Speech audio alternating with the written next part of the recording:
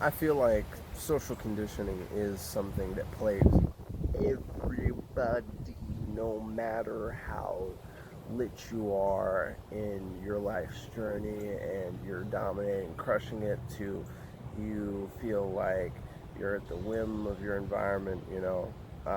And I always think that being self-aware is a very crucial pillar to that.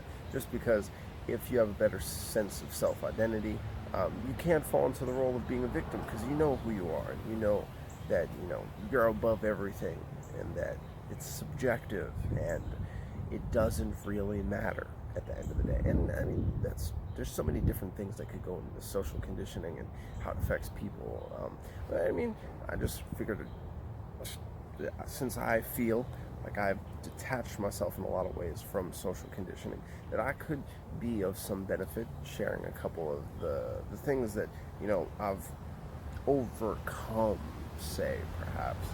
Um, so I got my Google Docs here.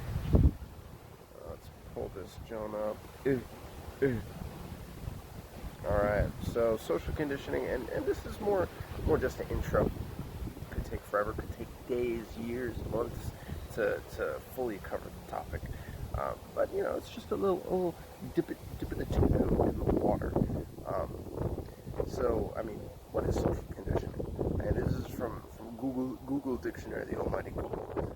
The process of training or accustoming a person or animal to behave in a certain way or to accept certain circumstances. And I mean, Pavlov, if you're not familiar with him, great intelligent mind scientist who did the experiment where you learn about it in school in your biology book, where they ring the bell, feed the dog, ring the bell, feed the dog, ring the bell, feed the dog. Dog's getting accustomed to getting fed when the bell rings. So you ring the bell, you don't feed the dog. Dog comes over. It's like, where's that food at? Uh, so he's been conditioned to want that food whenever he hears the bell. And that's just one example. I'm not saying humans are dogs or the dogs are not intelligent, but it's that repetitiveness, and especially living in a society as a human where you need to follow rules, where other people have done things a certain way before you. It's very easy to unconsciously fall into social conditioning in many different ways, and it may not even be something where you're receiving something in terms of like, oh, I think that if I do this, I'll get this, and you've gotten it before. It's even to the point where you haven't even gotten it once, and you're performing a certain way of going about your life in anticipation of something that other people in the past have done that certain way. And that's just a very broad scope of how conditioning works on humans. We do a lot of things for no instant gratification just because it's the thing we do and we've done it that way forever. So a lot of times people are even influenced by social conditioning and they don't know about it. Now, I mean, I gotta reference to Wikipedia. So Wikipedia says the sociological process of training individuals in a society to respond in a manner generally approved by society in general and peer groups within society. So again, that's kind of what I was talking about. Wikipedia definition of social conditioning, and it's like impossible to escape unless you're living on a desert island and you're in the middle of the jungle or just in the middle of the ocean and there's nothing around you and you're like, oh, I've grown up here all my life, this is all I know. Then you don't really have social conditioning. But as long as you engage with other humans, or even within the environment, because say you go to one country and then you're in another country, even though you never grew up there, the society there, their social conditioning will influence you. Now, if you're calibrated, that is, because a lot of times, you're not aware of customs and things like that. But even just being in an environment where there's that strong of a communal group think, The just being there just affects the way that you'll navigate. Either you'll uh, smoothly transition, or you'll be lost to it. But either way, I mean, the society and the way you'll have to operate and navigate within there in itself is a form of social conditioning on you. Um, if we slide to a general question, are there any benefits to social conditioning? And obviously, humans have survived this long working off of the process of social conditioning. Um, and the, I'll save that question for a second, but I'd say, a benefit is the fact that people can feel safe. People have been conditioned to operate within a society where they have enough rules in place where they can feel safe. And a lot of times people don't feel safe. And that's another thing. Fear is a type of social conditioning. Anything that is what is perceived to be the way something is social conditioning, whether it be positive or negative.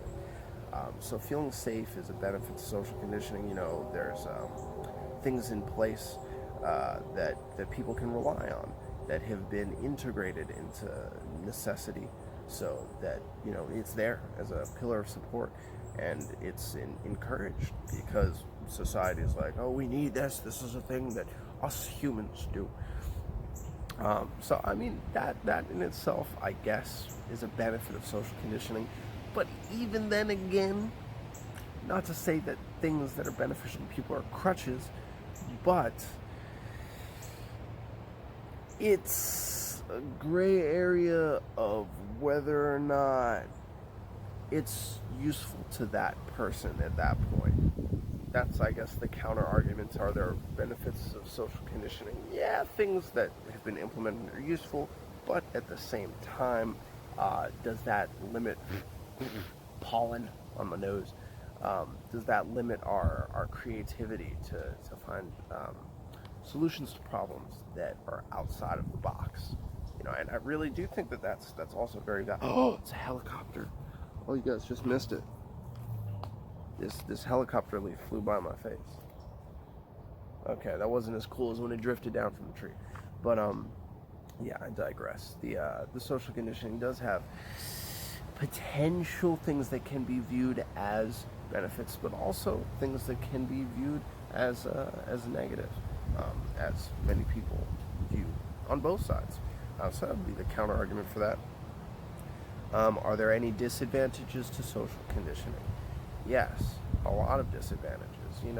If kind of like the reference of the counter argument for the benefits, people live within the box. Like, there's a nice little box right here, and this is the rules that I operate within for my society. But it's at a disadvantage because, excuse me, unless you're really out there and you're really pushing the boundaries, then you're just conforming to the way that is, which is very stifling for growth. Fundamentally, I would think that that's a negative side to social conditioning. Another side I'd say that's negative is a lack of freedom. If you're exposed to a negative outcome, if you go against what is societally conditioned into people that they see as acceptable, then you can run into a lot of issues, and it can escalate very quickly when you're going against the mob and the way that it is, and they like their way because it's the only way they know. And for them to even accept another option has to, in some way, be coming from a place where they don't feel like they were right. And who's going to admit that they were wrong? Not a lot of people. Not a lot of people are that open to new ideas, new ways of things. So social conditioning does create a split in terms of what people think is acceptable, and what can become dangerous to people if they try to push the boundaries on things. And then, okay, counter argument to is what are some of the bad things about social conditioning is, why try to change what's not broken? I guess that because if anything that's a downside of social conditioning would be fixed by not adhering to the social conditioning, then the counter argument would be, well, social conditioning works. It's worked this long, so why not go with it? And I'm guessing that's the best I can do for a counter argument. Um, let's see. Is Ivan Pavlov's dog experiment in any way also comparable to the effects of social conditioning on humans? And I'd say yes, completely. Now, obviously, there's not always a set stimulus to reward or discipline, but that car that just went by, ooh, a little loud there. Now, generally, the view of loud cars that I've been exposed to is loud cars are not cool. They're bad. And then the people who do like loud cars are put into a niche where, in their community, in their view, they're conditioned that, oh no, those people are tripping. My car can be loud. And those are two different forms of a viewpoint and a stance. But, it's not like the dog ringing the bell, giving it food, ringing the bell, not giving it food. I don't even know if that would technically be a good comparison. If the question was, is the experiment in any way comparable? I mean, yes. You go to work, you clock in, you're going to get paid. You go to work, you clock in, you're going to get paid. You go to work every day and your job is there. It's been years and you're at this job. And then all of a sudden you get laid off. But I did what I was supposed to do. All of a sudden you get fired. Oh no, but I was here. I put in time. I was invested. You go to school, you get good grades. You go to school, you get good grades. You graduate, you go to the next school, you get good grades. And then you get your degree, diploma, whatever. And then all of a sudden you get a job. Woo! All of a sudden you don't get a job. Oh, but you're told, you're conditioned. Go to school, it'll work. And then for some people it does, for some people it doesn't. But you've been conditioned, like the dog was. School, here's a grade. School, here's a grade and some validation for spending your time here. You go to your job, here's some money. Cool, here's some validation, you're a good employee. But it doesn't necessarily mean that it'll pan out. But you've been conditioned to think that it'll work, just like the dog was conditioned to think that it would get food when the bell was rung. So, there's just two examples. I guess the counter argument for if there were any comparable effects to the Pavlov experiment on humans, I'd say, I don't think there's actually a counter argument because, conditioning and social conditioning go hand in hand. So I don't think there's really a counter argument for that. Next question is social conditioning just groupthink, or does it have larger implications in the study of sociology? Now we'll go Google Dictionary for groupthink. The practice of thinking or making decisions as a group in a way that discourages creativity or individual responsibility. I would say heavily that I think social conditioning is groupthink. Although it does, in 100%, have larger implications in the study of sociology, but social conditioning is a form of groupthink, and groupthink is a form of social conditioning. They're kind of from the way this is said, if we go back to the definition of social conditioning, training or accustoming a person or animal to behave a certain way to accept certain circumstances, sociological process of training individuals in society to respond in a manner that generally approved by society and a general peer groups within society. So if groupthink is practice of thinking or making decisions as a group in a way that discourages creativity and individual responsibility, then yes, society says do this. The group thinks you should do this. So both are very, very similar. And Wikipedia says that sociology is a study of society, patterns, and societal relationships, social interactions, and culture of everyday life. So you've got a big, huge encompassing of all these together: social conditioning, societal conditioning, groupthink, the way the society, that's the group thinks. So, yes, um, social conditioning is groupthink, but because the group that's thinking is a whole society, yes, it does need further looking into from the point of sociology. Because if you can understand, the sociology and how humans think and interact, and how the culture and everyday life is, you can navigate it with way more awareness. And then you can pick out the different types of groupthink and how they influence the society and where they came from, why they're adapted to and adhered to so congruently by the people who believe those things, without question. How can one become more self-aware of their blind spots where they have fallen prey to social conditioning? Ooh, that is, how would I say, that could be achieved. It's so tough because each person is so individually influenced in many different ways. Just there's so many factors that mold a person to what they are. But if I had to say, you know,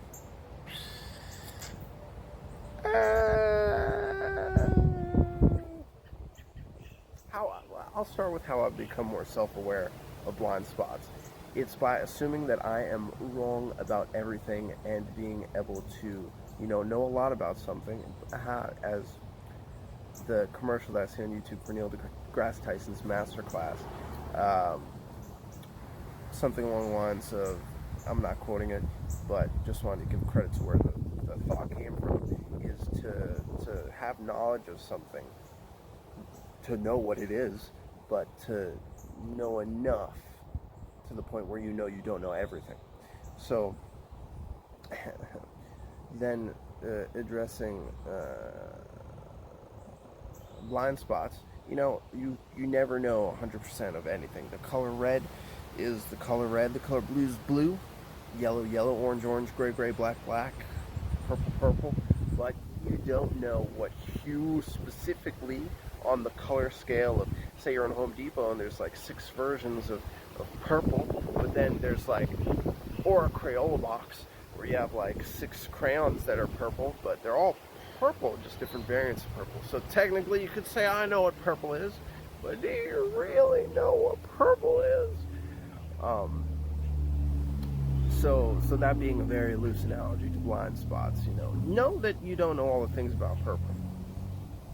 So then you can move forward and learn more about purple. But for me personally, I have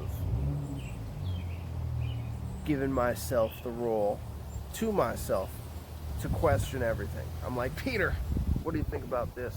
Peter, what do you think about that? Peter, why are you doing this? Peter, why are you doing that?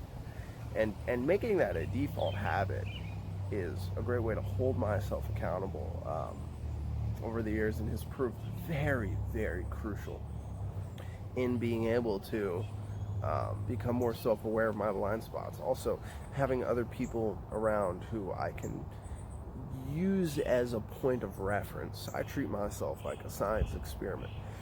And if I have a fellow scientist, oh, hey there, fellow scientist. Oh, what's up, dude? Collecting data on me, not intentionally, but that I can use as a point of reference. Other people's views are it's very, very careful I say this right. Other people's views can, although you should not care what other people think at all, strictly use it as a potential point of reference, a potential a point of data.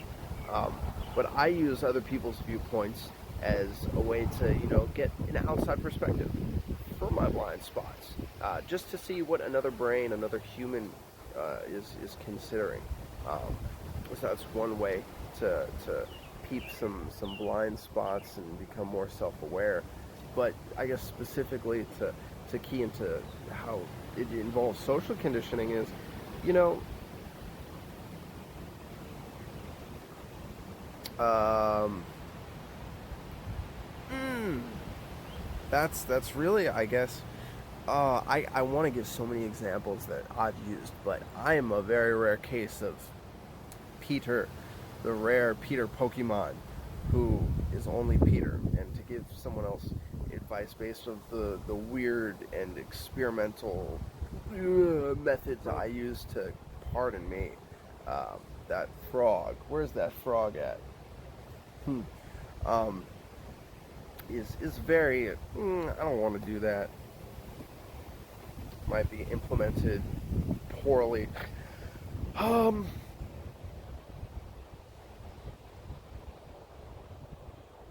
all right. How can one become more aware? How can one become more self-aware of their blind spots to where they have fallen prey to social conditioning? All right. So, give yourself the role of a scientist, evaluating yourself. Anything you do, you can technically record data on. Now, you could try to backtrace it, but just start with today, where you're at now. It's cold outside, so I use a jacket. I'm not going to come out here with a blanket on just because the wind is blowing. Although a blanket is cloth, a jacket is cloth. But I have blind spottingly, until just now, found that I would never come out with a blanket just because I think it's weirder than coming out with a jacket. Is one wrong? No. Both are solutions to the problem. But my social conditioning that I've been surrounded with would have others who are of a similar thought look at me weird for wearing a blanket outside as opposed to a jacket. So I'm wearing a jacket. And that's my default. Like, I didn't acknowledge that until just now, trying to come up with the example. So that's an example of a way that I can become more self-aware of a blind spot, is to question everything. Your brain is wired and works on an operating system that's been put there over many years of you being conditioned. So in order to go against that, you have to admit that you're wrong. You know, I'm wrong. Oh, there's another method aside from a jacket that I could use, but unless I really question and think about what the alternatives are and, you know, field test it, then I won't know for sure. That's one way. Another way someone can become more self-aware of their blind spots, of where they've fallen prey to social conditioning, is aside from questioning, to start from scratch. Assume you know nothing. Assume that everything you already know this is a very big step, is wrong. Can you admit that you've been wrong? And from there, unbiased you will be. Your view, unfiltered. Hopefully. There'll still be residual social conditioning that'll affect the direction of your thought. But, you know, at least starting from ground zero, you can then build upon that. And, you know, then you'll see as things come in, well, why do I think that way? Why was that the first answer I came up with? Let me come up with a quick example. I want to cook something. How have I fallen prey to social conditioning? I'm gonna use a YouTube tutorial because I don't like cookbooks. I'm gonna have someone else cook for me because I don't like to cook. That went nowhere.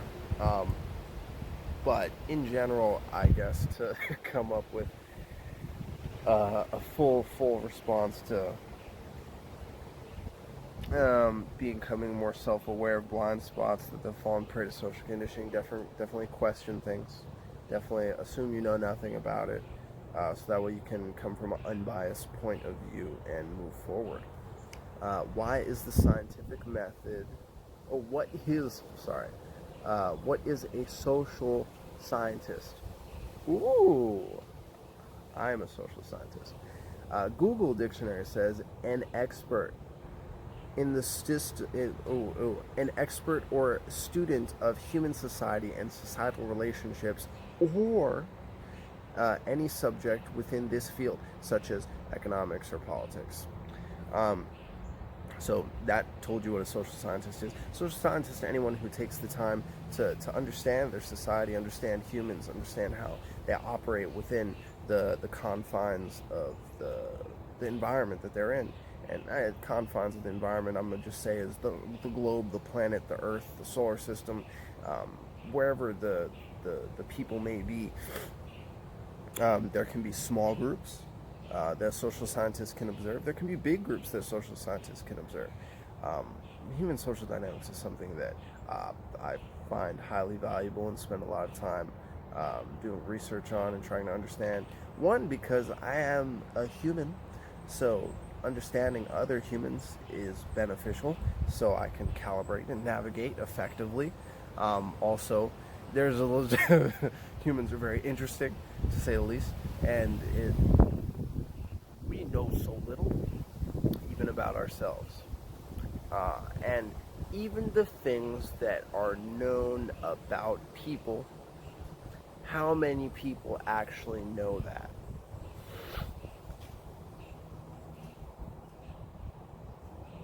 I mean, how much do you even know about yourself? Being a social scientist, in my view, has many benefits. Do you even know about yourself? I mean, I would hope you do. But even then, you're biased. Do you really know yourself? It's just a question as a social scientist should ask. And then you even take that and you implement it to other people. Now, obviously, there are things like archetypes. There are definitely reoccurring motifs through time of things that humans are and do, and societies have become to do. But, studying that deserves science all to itself. So social science is what the Google dictionary said, if I can find it. Social scientists are definitely experts on humans and understanding humans, because who takes the time to take the scientific method and implement it to humans, and then really understand them and why they do what they do and why groups of them do what they do? And that's a social scientist. Now, what is the scientific method? Can you apply the scientific method to evaluate social conditioning? Ooh.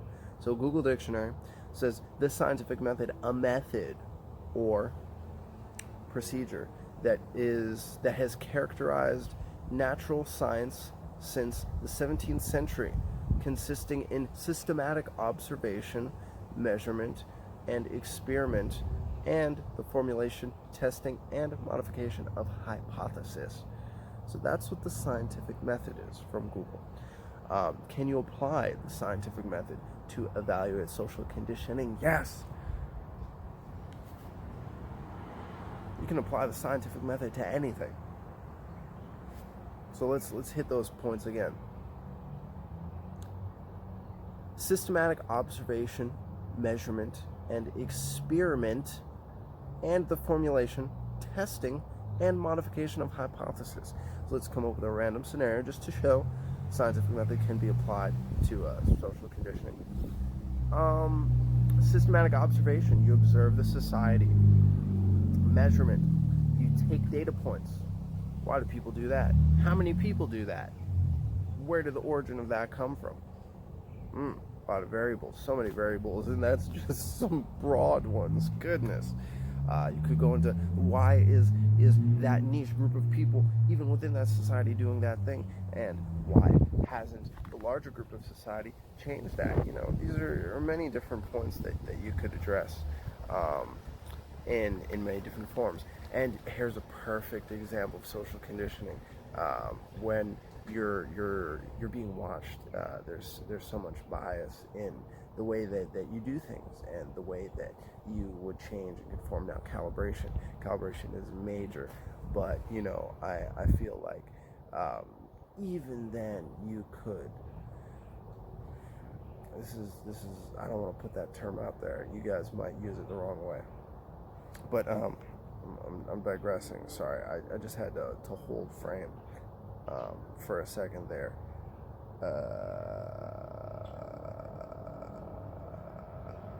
Brain fart, brain fart, brain fart.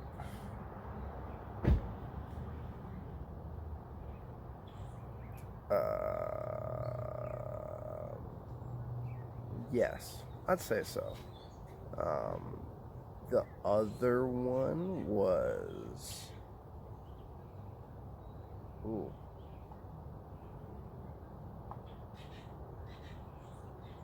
yo, that was a tangent of a tangent. So, systematic observation, obviously, you're observing the society, you're observing the different things that you're considering to be forms of social conditioning. Uh, let's see, you've got the measurement, take in data, obviously, if you're applying scientific method to something. Viewing the social conditioning, why are people taking that stance on it? Why are they, you know, adhering to those things? What's caused them to revisit that certain way? What makes them think it works? You can measure a lot of those things, and experiment, test different things.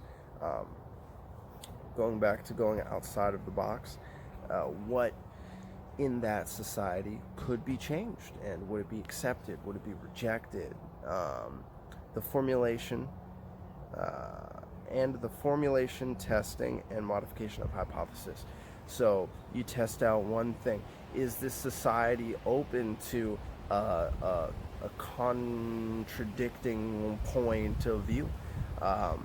Is that going to be testable? Test it, see how people react and respond, and then modify it. Well, if they responded this way to this altercation to their current viewpoint or operation method, boom, let's flip to another way, test that. What if we change only one thing a little bit more? How do people react to that? So, yes, scientific method can be used to evaluate social conditioning. Is it important to learn about social conditioning in other cultures that you are not a part of? I personally would say yes.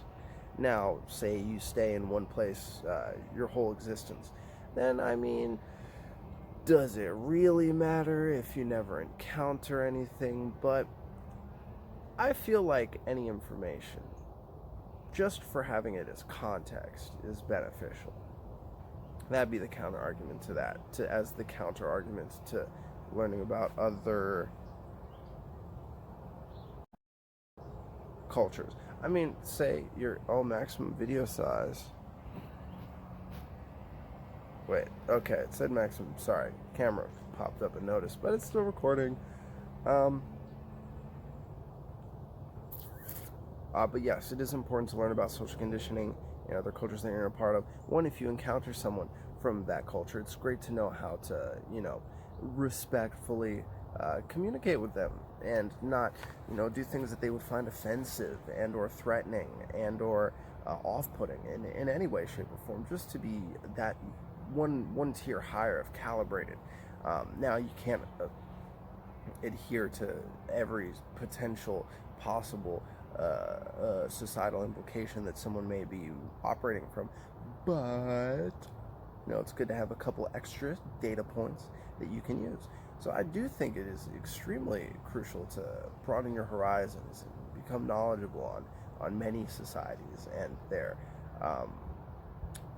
social conditioning that they operate in. Now, if I had to provide a counter argument, I guess we'll go back to the point of, but I'm not going to go anywhere, do anything, or engage with any people from these other cultures. And if you want to live that restricted of a life, then who am I to tell you to do that or not do that? I guess that's the counter argument to that. But another reason why it's important is you don't want to stop your growth. That's in itself a form of social conditioning. trying to keep you from understanding other social conditioning that's a clashing viewpoint. Why not know everything? Why not understand other societies, even if they don't apply to you? Like even an ant, or a bee, or a fish, or a bird, or a plant. I don't think plants have social conditioning, but animals too. That's kind of... Humans are... I'm going to stick with humans for today. We won't go there. We won't go there yet. But yeah, to understand other cultures is just a point of growth that you should take on in some way, shape, or form.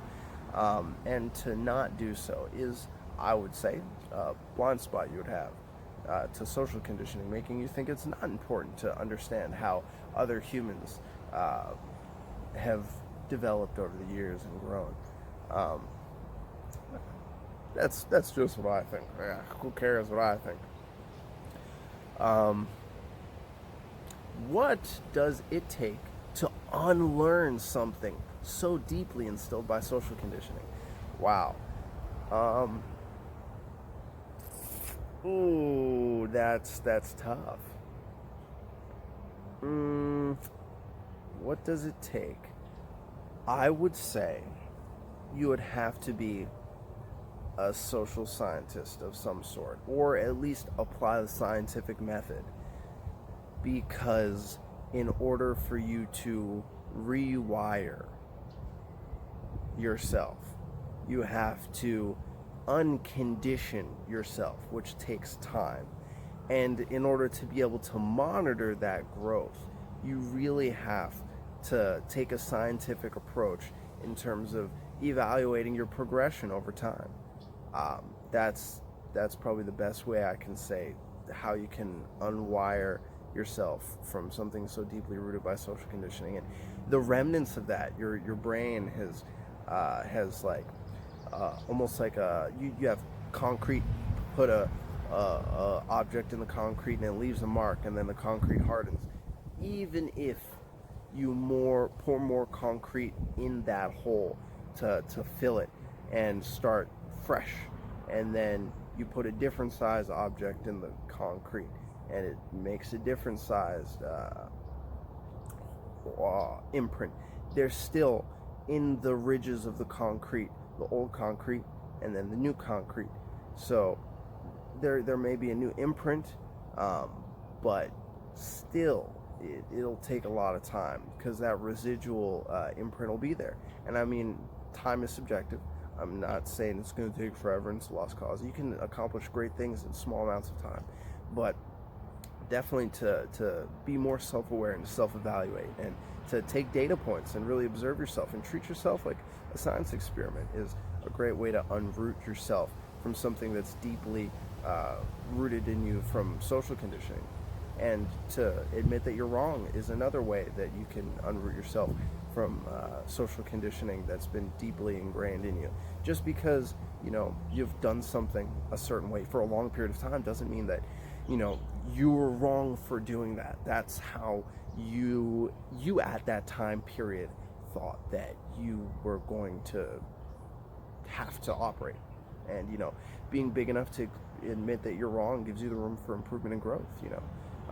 And that's a big step a lot of people aren't willing to take, and keeps them hindered to living within the same confines of the box that they have, and not being able to successfully step out of the box and really break that mold of social conditioning that they've been so deeply rooted in. And I guess another thing that it takes to unlearn something that's deeply instilled by social conditioning is then going forth and addressing other things. That, like the question earlier about the blind spots, you really want to do a full audit on yourself. To address one thing is great, but to address many things is really going to make the shift of a level where you could achieve a new paradigm. Changing one thing, that's a paradigm in and of itself.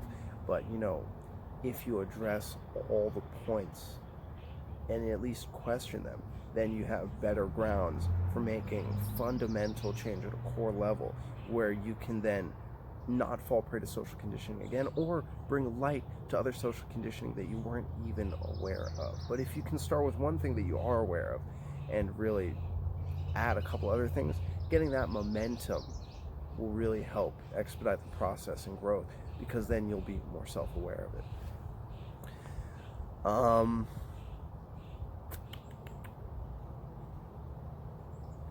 So kudos to you, first, before I move on, of even wanting to unlearn something that you've that's been deeply instilled by social conditioning. That's kudos to you. How do I convince someone who is closed-minded that they are being influenced by social conditioning? Now, you can't, unless they're willing to accept that they're wrong. But if they're closed-minded, I don't think they're willing to accept that they're wrong. So it's very tough to navigate battling someone's belief system, and it's a very touchy, delicate subject where things could go wrong and escalate very quickly. So you have to be very careful. And I would say maybe if you lead by example and show them that you're not perfect either, that might work.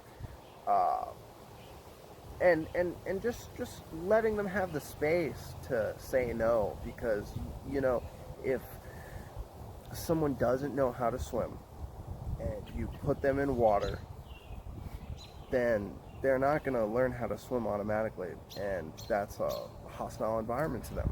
So if you're pushing someone into, you're wrong, accept this, or don't you think that you've been doing something wrong, you're telling them to jump into something that they don't even know how to do.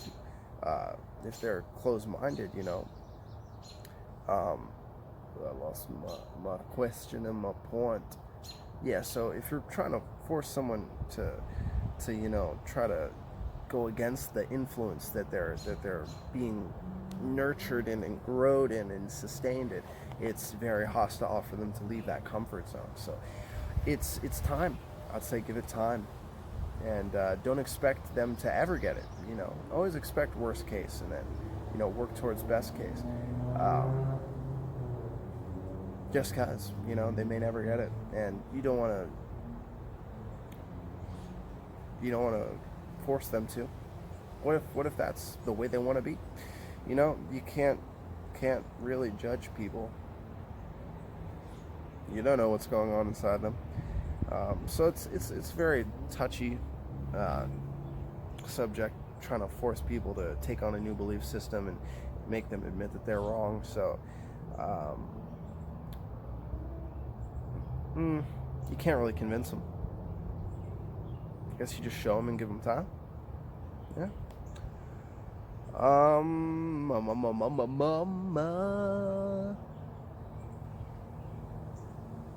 How does not being aware of social conditioning sabotage success? So taking yourself and observing someone else.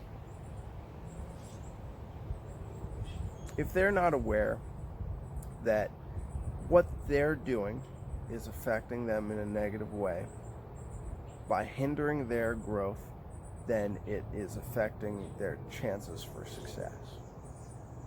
And you can observe that in other people, but to observe it in yourself, that's even harder. It's a good way of putting it. I could give an example, but I feel like it's kind of self-explanatory, because not being aware of something obviously can sabotage your success. It's a blind spot. It does say, how does not being aware of social conditioning sabotage success? So, not to go back to blind spot, because I already talked about blind spot. There's a trap. There's a trap laid.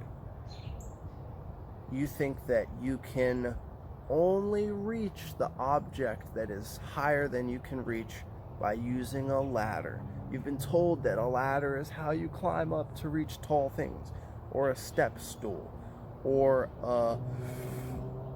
a box that you can stand on. But that's only what you've been told in your upbringing, in your teachings that you've experienced. Who told them that they could jump? No one told them that they could jump. Why not jump and reach for it? Why not do some parkour and do a wall run up the object to reach the object that's out of height? Why not throw a rope up there and then hoist yourself up there? Why not get a helicopter and drop yourself in? Why not use a jetpack and boost yourself up? All those could be successful ways of tackling it. If you thought you had to stand on top of something and you were taught that you were supposed to do that, but then you go outside the box and pull in something completely different, then obviously that's a benefit. So, not being aware of social conditioning, if you've been told to do something a certain way, can definitely sabotage success. Think of all those options that I came up with. If you're not allowed to stand on top of something, how will you reach it? But that's the only way I know how to do it. Well, it restricts you from thinking outside the box and being able to come up with effective solutions, so your success will be greatly sabotaged. And let's say you want to reach a goal, but you think that there's only one way to go about it. Let's take, I want this position. I want this title. How do I get there? School, okay, cool. I can educate myself and get a degree or certification. Yeah, that's how I'll get that position and title. Well, why don't you just walk up and ask the person, like, hey, can I have this position or title? Or what other ways are there to get there? What's there to say that you couldn't have cheated your way there and gotten that title by just saying that you had these certain merits that people who have this position have, and thus been, viewed as one of those people. It's another one.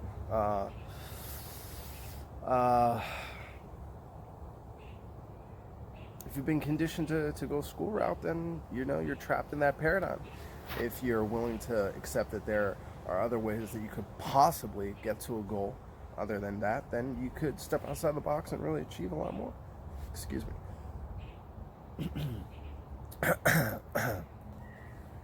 Pollen in my mouth.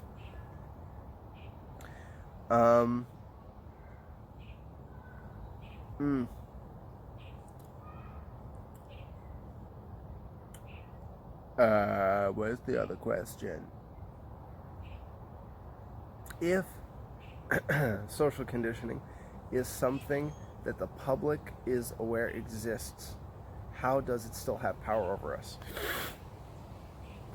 Social conditioning is something we're aware of. We're talking about it right now. How does it still have power over us? Because it is the way that things are. You have a government, you have cultural rules, you have personally implemented rules, you have legal system rules, you have educational system rules, you have health practitioner rules, you have rules of many environmental rules. You have so many rules that have been put in place. And, we're all aware that those rules were put in place by someone. Not even rules. Let's go outside the box. Ways of doing things, ways of driving, ways of communicating, ways of fixing things, ways of constructing things, ways of purchasing things. All of these are different ways that, social conditioning has power over us. And we're all aware, and we just let them happen because it's functional for us, working together and not clashing. So we are aware. Now, are people aware that, I guess going back to the question from before, positive versus negative of social conditioning, I guess, if we're able to function and operate this way, that we're aware that it's worked so far, but, relying and using it as a crutch to continue to move forward in those ways is such a crucial cap and inhibitor on the potential for skyrocketing to a new paradigm. Um, so, um, although social conditioning is something that the public is aware of. Now, not to say that people realize that stopping at a stoplight is part of social conditioning. Some people don't adhere to that, and there are traffic accidents, and people not realizing that there are certain let's say rules to communicating societally offend people, and then the horrible implications come from that. And it has power over us to keep us within the confines of something that is safe for a lot of people. But um, I feel like that's the basis of where the power over us is. Um, Whereas it could also be, I don't know where I was going with that. I mean, I kind of answered the question. I was just rambling, so I'll just move on to the next one. But yeah, if social conditioning is something that the public exists, how does it still have power over us? I'm sorry, I was tripping because I didn't understand the question. So, social conditioning still, although we're aware of it, has power over us because it has worked thus far.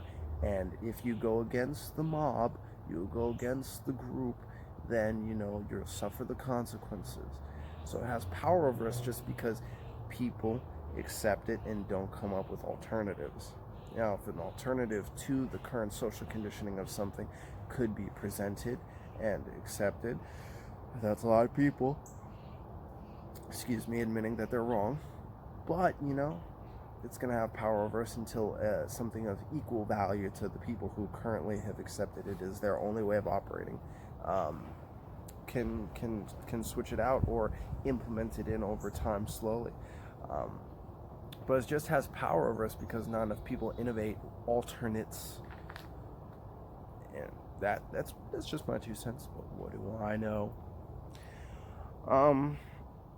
Is there hope for people in the masses to become aware and disassociate from social conditioning? I would say yes. Once something is brought to light as a blind spot, I feel like there's hope for them to disassociate. But until more awareness is brought to, actually, you know what? Let me assume that people aren't going to tell people, or people won't figure out, or people will be biased and not, be open to changing. And let me readdress that question. Is there hope for people in the masses to become more aware and disassociate from social conditioning? I will say yes, there is hope, but the power needs to seem like it is coming from the person, so they don't fall victim to feeling like they have to follow social conditioning so thoroughly. If you now feel like you have the power in your hands, you can innovate and you can come up with alternates that are functional for yourself, and then find ways that can be implemented to other people. Say there was a horse and buggy, and everybody traveled by horse and buggy and covered wagon, and then all of a sudden someone came up with a car. Whoa, big shift in paradigms. Now they're electric cars. That's a huger shift in paradigm from horse to car to electric car, running on electricity. So beautiful, so clean. But look at what it would take for someone to be able to go against things like the social conditioning of operating off of the horse market and finding an alternative for carriages and carriage factories, and then come up with cars and fossil fuels, and then to go a paradigm above that and be like, we can leave it all behind and use electricity. You know, there's so much that there's hope for in people disassociating from social conditioning and striving for excellence. Can anyone achieve a true sense of self if they have grown up in a world of social conditioning?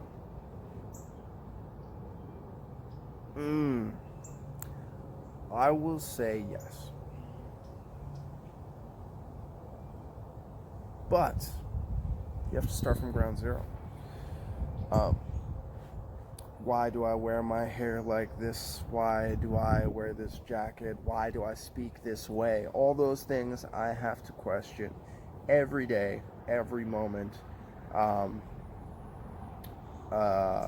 every second, just because the current way I do things is based off of the compounding of everything that I've experienced in my life. And in order to achieve a true sense of self, if I've grown up my whole life immersed in social conditioning, in a world of social conditioning, everything must be field tested. I have to become a social scientist. That's how you achieve a true sense of self. You start with yourself, and you really do an audit on yourself, and you figure out what makes you, and why you've accepted that version of you, and why you're going off of the past you and not growing and evolving to become a completely different future you. You know, what's worked for you has worked for you this long, but why not step outside the box and do something even more extraordinary? Now, if you're immersed in a world of social conditioning where you're in danger if you go against it, can you achieve a true sense of self? For yourself, you can. You may not be able to express it because it may be a danger to your well-being if you were to go against the social conditioning that you've been immersed in because of the way other people view you, and then if you start to contradict that, then it may seem like you're a new hostile threat, like a piece of bacteria in your body that your white blood cells attack. They're like, oh, you're not one of us, and they destroy it. The same as if you're in a society that's conditioned a certain way and you try to express yourself a certain way, you could get destroyed. But you could, for yourself, even in those situations, know for yourself through a personal audit, I feel, navigating carefully how to, even though you're immersed in it, know yourself a little bit better. But you won't know unless you really are free of all restrictions. So many variables that go into people being able to even call themselves a self.